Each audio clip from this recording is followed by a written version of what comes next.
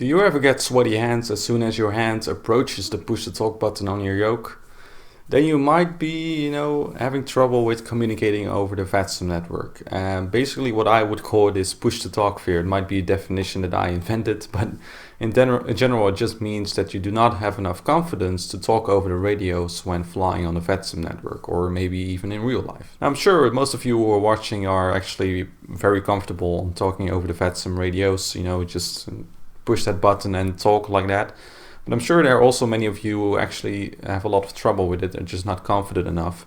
So here are my 4 ways that will help you to overcome push to talk fear. Now, of course, it really depends on your personality and on your experience on the VATSIM network. If you're very experienced and you're a very talkative person, you probably will find it easier to talk over the radios. But when you do not have a lot of experience, or maybe you're not as talkative as others, it may be a bit more difficult. But I believe you can actually practice communicating over the VATSIM network very well. So let's start with the first way to overcome push to talk fear, and that is to learn how to fly and talk at the same time.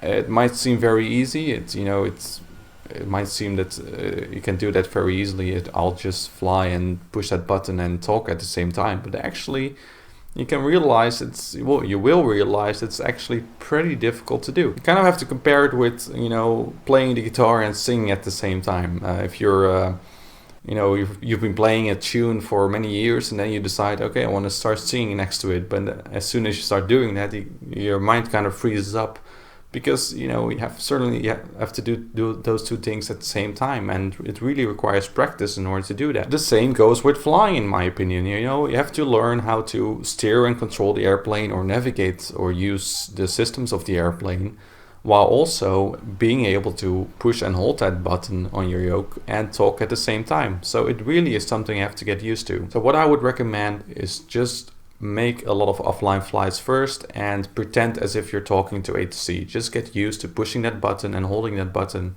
and act as if you're talking to A to C. I think that will help a lot. And as soon as you're confident in that, as soon as you're, for example, are able to land while repeating to your landing clearance, artificially, I think you can really become more confident that way in starting your way over to going to VATSIM. So the second way to overcome push to talk fear is to know what to expect and just write it down. Okay, if you're going to make IFR flights, which I really recommend to do because it's probably the most simple form of phraseology there is, because it follows a very standard pattern. So you have to make sure that you write down everything that you will expect to be saying to air traffic controllers, and everything that you will expect the air traffic controller will say to you. And if you write it down, you just basically can follow the steps. So to demonstrate, let's look at a small example of IFR phraseology. Okay, so here's the situation, right? We are an aircraft and we are approaching from the right, so from the east, and we're going to fly to Schiphol Airport to runway 18 right. Okay, now situation is, what will ATC do next? Now, of course, at some point you will have to turn to the ILS, right? So at some point you will expect approach to say like KLM 1776, turn left heading, blah blah blah blah blah, cleared ILS approach runway 18 right. Okay, so what would that heading be? Well, actually you can anticipate that yourself. So let's take a look. The runway heading for runway 18 right is 180 degrees, well, approximately. And if you're on a 30-degree intercept course, you will expect to fly heading 210. So basically, you can already anticipate that air traffic control will tell you turn left heading 210 and clear the ILS approach runway 18 right. And this is the same for every basic ILS approach that you find in the world. They will give you a heading and clear you for the ILS approach. They might say something like report established as well. So you have to report that you're established once you are fully established on the ILS. But this is a very specific pattern for this specific portion of flight. So let's go ahead. Okay, so we're now on the ILS approach.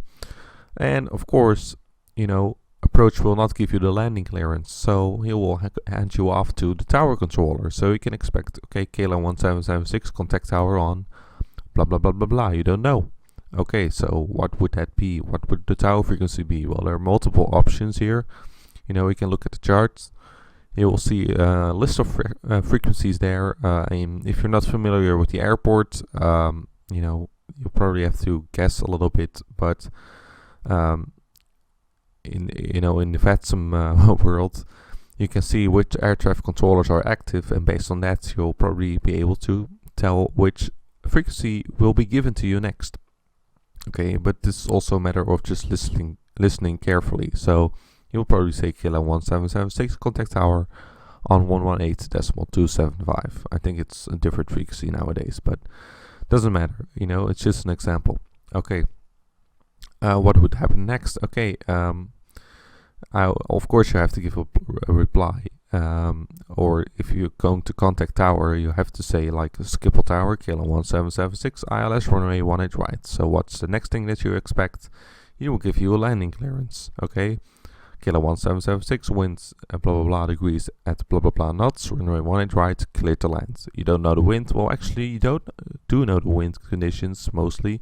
If you've listened to the ATIS before, you kind of know what the wind directions are and what the speed is, so you can kind of anticipate on that. And he will just fill that in for you, like Kilo 1776, wind 172 degrees at 5 knots, runway 18 right, clear to land. Okay, so as you can see, it follows a very specific pattern. This is just for an ILS approach, right? The phraseology that comes with an ILS approach. And all you have to do is like fill in the gaps, basically. But for every airport that you land, the very basics are the same, right? So like here, you can, just write that all down and then write below that what your response would be, okay? So in this way, you can really get to know, what the phraseology should be, and you can prepare in advance, and just write it all down in front of you, and that can be a great help when you're actually flying on the VATSIM network. So as you could see from this example, it's actually pretty easy. As soon as you get used to that standard pattern, you kind of know what to expect, and you can kind of fill the gaps whenever air traffic controller kind of breaks up or anything like that. So it's really helpful. The third way to overcome push-to-talk fear is to fly offline flights many times. Okay, I did this many times in the past as well. You can see this list of flights of KLM flights, KLM 1775, which is a flight from Amsterdam to Frankfurt, a very short distance, which allows me to learn a lot in a short amount of time. And I basically made those flights, and because they're very short, I learned a lot at the same time, and I became acquainted with the route very quickly. The point here is, if you want to learn how to communicate over the VATSIM network, and if you want to grow more confident in that, the best way to do it is to, remove all other stress factors first. So go offline, practice a route multiple times, like Amsterdam to Frankfurt, London to Paris, those kind of 1 hour flights, which are very easy. So you kind of, can almost do that flight blindfolded. You know all the procedures at airport B or A, and all the procedures at airport B, and about the route. You're going to be flying the same route every time, and then if you're confident in that, go ahead and go fly on VATSIM and add the communication part to it, to the whole flight experience. Okay, so I really recommend to fly that A to B flight many times offline. You get really acquainted with the route, the airports, and the procedures, and after that you will be able to add communication, and hopefully it will be a little bit easier and you will be more confident. And the fourth and the last way to overcome push-to-talk fear is to listen to live ATC and follow Flightradar. Guys, it's a tip that I gave many times in previous videos as well, but actually it's pretty helpful. By listening to live ATC, you can kind of get an idea of what the speed of conversation is over air traffic control frequencies, although on VATSIM they will more likely speak slower. And you kind of get to know what it's like to talk to the other side of the radio. You kind of hear the communications going back and forth, and in that way you can kind of become acquainted with the phraseology that's being used in IFR flights. So what I really would recommend is get Flightradar 24 website next to it, and just follow the flights there and listen to live ATC, and specifically go and pick one of your favorite flights, maybe a flight that you took a few months ago in real life, and get the charge for both of the airports, and try to follow it as long as possible, and try to hear what they say and compare it with what you wrote down in tip number 2 about writing the IFR phraseology down. You know, you will soon notice a very specific pattern, and you know, in that way you can really learn more about phraseology and see it in practice for one single flight and kind of build up in your mind what the flight will look like with communications added to it. So guys, these are just some small tips, I know, but I hope these will help you out, especially the first and the second one. I think very important. You know, you have to you have to know how to fly and talk at the same time in the first place, and you have to know, you know, the IFR phraseology. I mean, you have to do some learning, and by writing it down, you know, you can kind of get that standard pattern of phraseology in your mind. So anyways, I hope these tips have helped you out. If you like this video, please leave a like, a share, and a comment. It's always much appreciated. And also make sure you visit my website, AviationPro.nl. There are a lot of more videos there about VATSIM, about flight simulation, about aviation in general. You know, you can learn a lot there. And if you'd like to support the Aviation Pro channel in any way, head over to patreon.com/AviationPro. Because you know, patrons are very much appreciated and they help a lot, and I want to thank my patrons over there for supporting the channel.